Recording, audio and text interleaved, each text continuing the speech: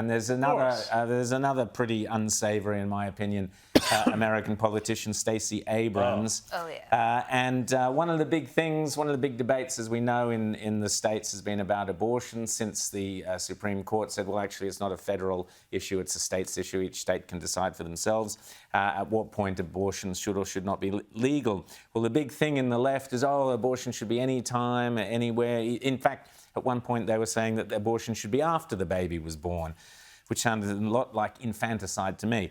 But have a listen to this Stacey Abrams denying that a 6-week-old baby has a heartbeat.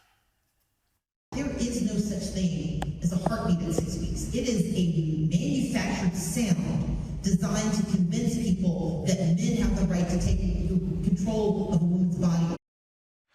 James. This is the party of science, people. Remember the Democrats, they're the party of science. And they're telling us now, listen to us very clearly on this.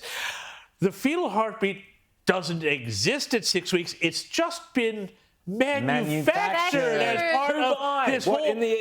Now hang on. Yeah. So you see, when they invented sonogram machines, which don't actually pick up electrical impulses, so they invented them somehow, the sneaky men, probably white men at that, to convince the people that babies at 6 weeks in utero had a heartbeat. I mean, you cannot make this stuff up. And what these activists conveniently forget, is that if you look at all the Gallup polls, they go on about men wanting to control their bodies.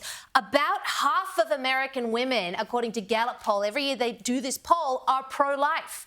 They identify as pro-life. So there's all these women going, hello, we're over here. We agree with the men. We agree with the men. It's insane. The heart is actively beating at 6 weeks. And the presence of a heartbeat at 6 to 8 weeks just says gestation correlates with a live birth rate of 98% in normal pregnancies without intervention.